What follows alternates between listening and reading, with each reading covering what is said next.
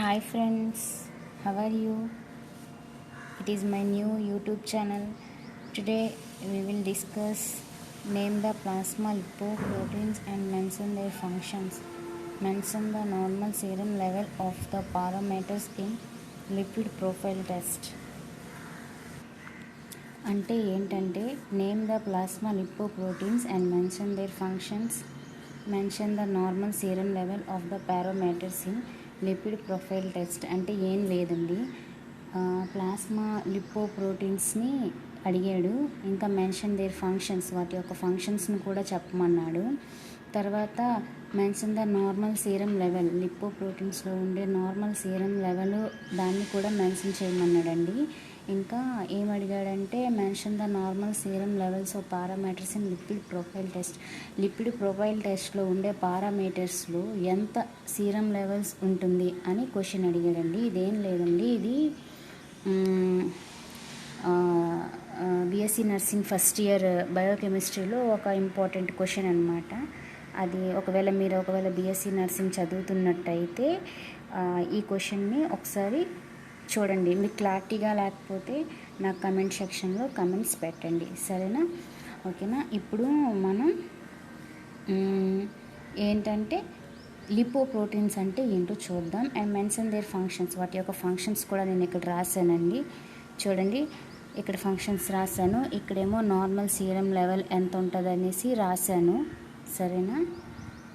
ఇప్పుడు plasma lipoproteins అంటే ఏంటో చూద్దాం. మీకు కనుక నా వాయిస్ క్లియర్గా లేకపోతే కమెంట్ సెక్షన్స్లో నాకు కమెంట్ చేయండి. ఇప్పుడు చూద్దాం. Name the plasma lipoproteins. Name the plasma lipoproteins and mention their functions. అంటే the lipoproteins is in the circular or complex aggregate of lipids and proteins. Lipoproteins అనేవి సర్క్యులర్లో, అంటే ఇక్కడ చూస్తున్నారా, లిపోప్రోటీన్స్ అనేవి ఇలా సర్క్యులర్లో ఉంటాయన్నమాట. The lipoproteins in circular are complex aggregate lipids and proteins.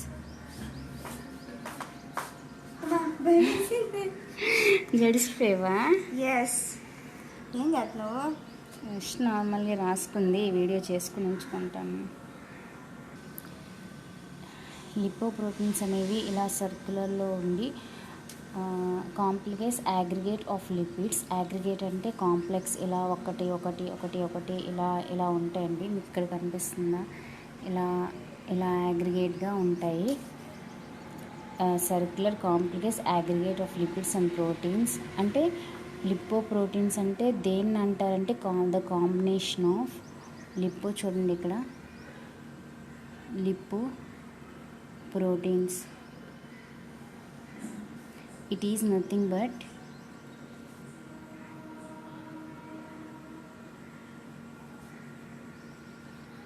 The combination of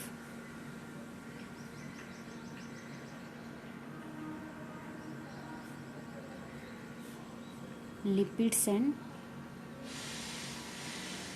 proteins.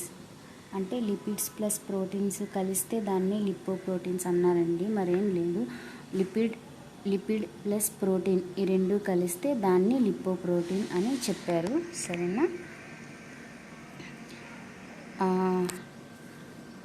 The lipoproteins are circularly or complex aggregate of lipids and proteins in general and not likely covalently to each other. అంటే జనరల్గా కోవలెంట్గా ఉంటాయి, ఇలా కోవలెంట్గా ఉంటాయి, కానీ are not covalent likely to each other. కానీ కోవలెంట్లా అనిపిస్తుంది మనకు, కానీ కోవలెంట్లా అవి ఉండవు, ఓకేనా?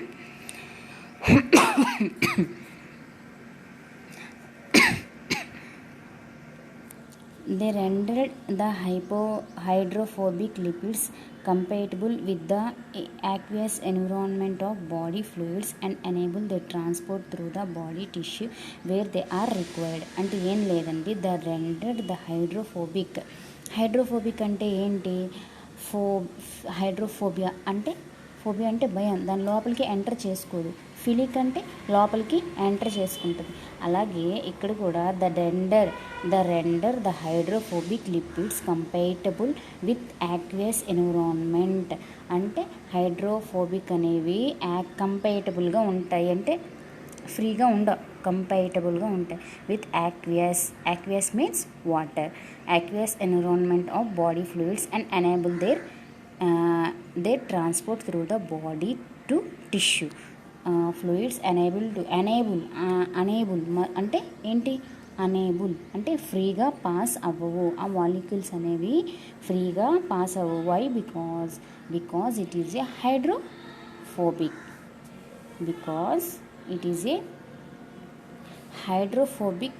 Lipids compatible with aqueous environment of the body fluid enable their transport. అంటే ఇక్కడ ఏం చేస్తాయంటే అవి హైడ్రోఫోబిక్. వై అంటే ఎనేబుల్ కాబట్టి, సో అవి టిష్యూస్ హెల్ప్ తీసుకొని త్రూ బాడీ మొత్తం ట్రాన్స్ఫర్ అవుతాయి. ఓకేనా?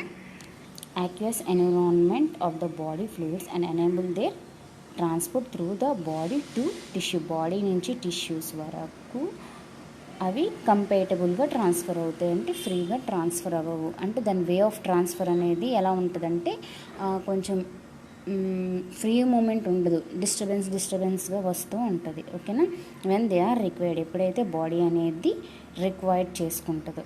Synthesis occur mainly in the intestine and liver in all vertebrates and synthesis అనేది ఎక్కువగా ఎక్కడ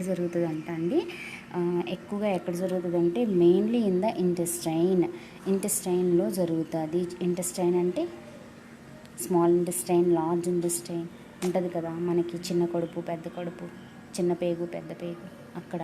ఓకేనా? Synthesis occur mainly in the intestine and liver in all vertebrates and insects. వర్టిబ్రేట్స్లోనంట జరుగుతుందంట, ఇంకా ఇన్సెక్ట్స్లో కూడా జరుగుతుంది. ఓకేనా? ఇక్కడ వరకు క్లారిటీ వచ్చిందంటే నేమ్ ద ప్లాస్మా లిపోప్రోటీన్స్. అసలు మనం ఫస్ట్ ప్లాస్మా లిపోప్రోటీన్స్ అంటే రాస్తాం. అసలు లిపోప్రోటీన్స్ అంటే ఏంటో అని అడిగాడు అనుకోండి, అప్పుడు ఈ మ్యాటర్ రాసుకుంటే చాలు. సరేనా? తర్వాత చూద్దాం రండి. తర్వాత ఏంటి అడిగాడమ్మా? Because of their clinical importance. మన క్లినికల్ ఇంపార్టెన్స్ పరంగా చెప్పాలి అంటే a very high proportion of research on lipoprotein. అంటే లిపోప్రోటీన్స్ పైన చాలా ఎక్కువగా రీసెర్చెస్ చేశారు.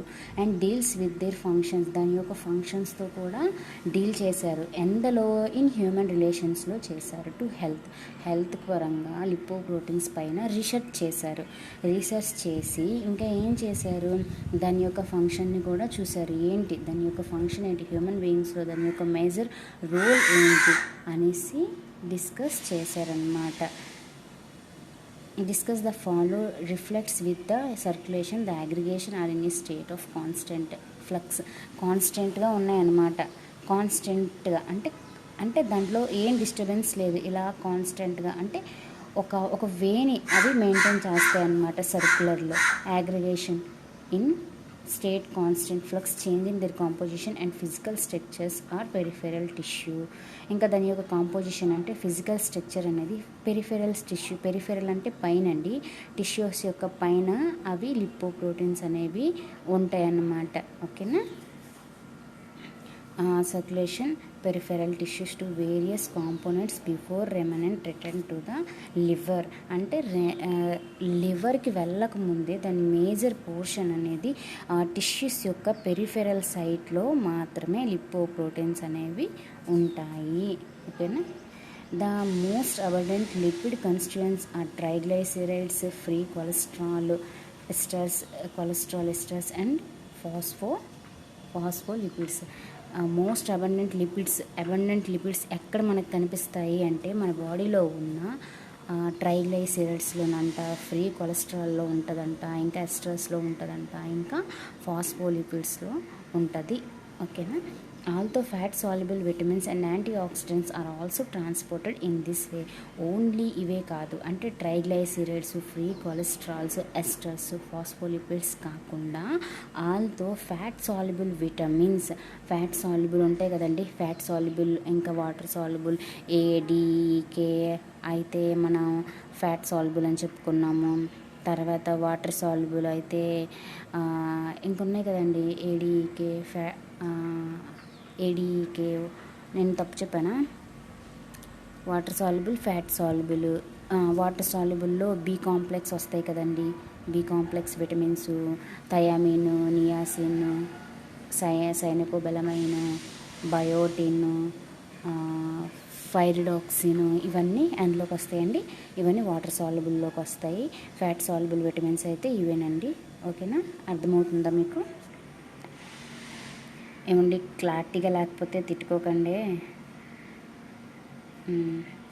తర్వాత ఎక్కడికి వచ్చామంటే the peripheral tissues of the various come before the run the most abundant lipid constituents అట్లా చెప్పుకున్నాం కదండి. ఇంకా వీటితో పాటు fat soluble vitamins and anti oxidants are also transport in this way.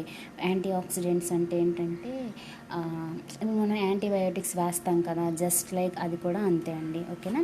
Free fatty acids and phosphatidylcholine are bond to the protein albumin by hydrophobic forces. అంటే ఇక్కడ ఏంటంటే fatty acids and lysophosphatidylcholine are bond to the protein.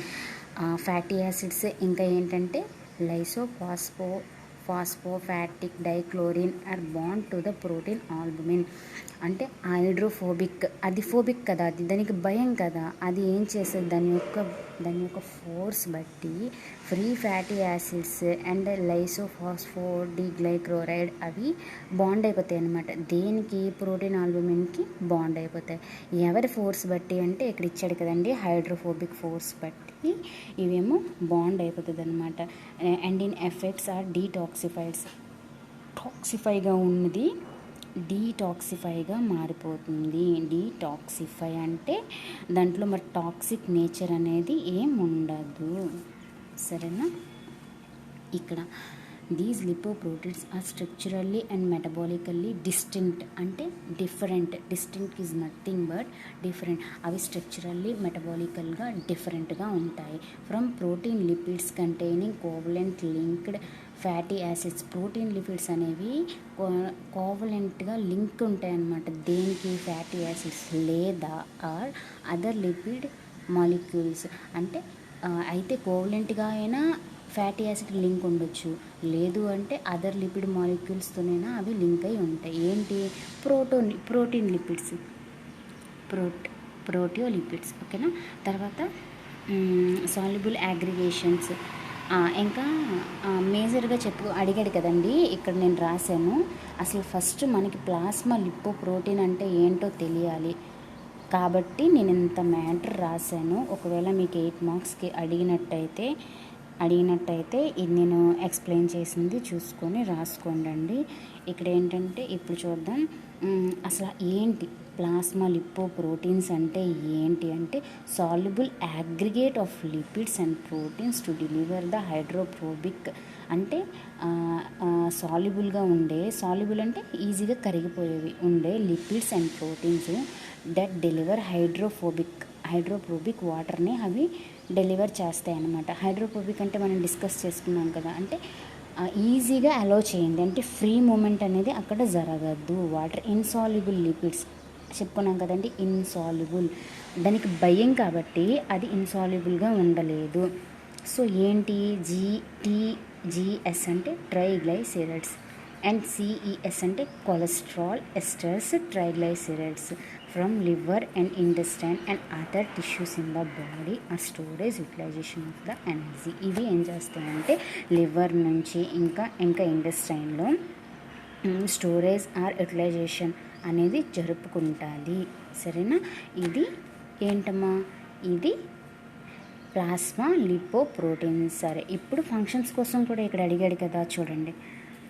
Mention the normal serum level of parameters in lipid profile test అడిగాడు. ఇంకా name the plasma lipoproteins and mention their functions కూడా అడిగాడు. ఇప్పుడు functions discuss చేద్దాం. They are the most complicate and diverse of lipoproteins. Most కాంప్లికేట్గా ఉంటాయంట. Complicate అంటే ఫ్రీగా ఉండవు, కాంప్లికేట్గా ఉంటాయి. And diverse of lipoproteins are they contain mainly different protein constituents. అందులో లిపో అంటే ప్రోటీన్ ఉంది కదండి, కాబట్టి ప్రోటీన్ ఉంది కాబట్టి డిఫరెంట్ ప్రోటీన్ కన్స్టిట్యూయెంట్స్ అనేవి దాంట్లో ఉంటాయంట. Whose main purpose is to enable secretion of cholesterol. దాని యొక్క మెయిన్ ఫంక్షన్ ఏంటంట అండి, దాని యొక్క మెయిన్ ఫంక్షన్ సెక్రేషన్ ఆఫ్ కొలెస్ట్రాల్ని సెక్రేట్ చేస్తాయి ఫ్రమ్ సెల్స్. ఎక్కడి నుంచి? సెల్స్ నుంచి సెక్రేట్ చేస్తాయి. ఇంకేం చేస్తాయంట? Esterification of cholesterol. ఎమల్సిఫికేషన్ అని చదువుకున్నాం కదండి, అంటే ఆయిల్ పెడితే ఏమి ఇక్కడ కూడా ఎస్ట్రిఫికేషన్ అంటే దాన్ని ఇవి చేస్తాయి. ఏం చేస్తాయంటే ఒక లూబ్రికెంట్ నేచర్ని ఉంచుతాయి అన్నమాట. Esterification of cholesterol in plasma, transfer of cholesterol to other lipoprotein and return of cholesterol. అంటే ఒకదాని నుంచి ఇంకో దానికి ట్రాన్స్ఫర్ చేయాలన్నా, తర్వాత ఇంకేంటి, return of cholesterol from peripheral, ఒక టిష్యూస్ నుంచి మళ్ళీ అది టిష్యూస్ అంటే పెరిఫెరల్లో ఉంటుంది కదా, పెరిఫెరల్ సైట్ ఉంటుంది కదా, ఇక్కడి నుంచి మళ్ళీ ట్రాన్స్ఫర్ అవ్వాలన్నా ఇది హెల్ప్ చేస్తుంది అన్నమాట కొలెస్ట్రాల్ని. అది ఫంక్షన్స్. నెక్స్ట్ ఏంటి, ఇక్కడ ఇంకోటి అడిగాడు, 3 అడిగాడు చూడండి. Mention the normal serum level in lipid profile టెస్ట్లో నార్మల్ సీరం లెవెల్ ఎంత అని అడిగాడు. అప్పుడు ఏంటి ఇక్కడ చెప్పాలి, లెస్సర్ దెన్ 100 mg అంటే మిల్లీగ్రామ్ పర్ డెసిలీటర్. ఐడియల్గా అంటే ఇంచుమించుగా చెప్పుకోవాలంటే. తర్వాత 100 to 129 అది కెన్ బి గుడ్, అది గుడ్ డిపెండింగ్ ఆన్ మన హెల్త్ బట్టి. ఇది normal value, normal serum level in lipid profile test. ఓకేనా? థ్యాంక్ యూ అండి. మీకు కనుక నేను చెప్పింది నచ్చితే, మీకు ఏమైనా ఇబ్బందిగా అనిపిస్తే నాకు కామెంట్ సెక్షన్స్లో కామెంట్స్ చేయండి. Okay, bye.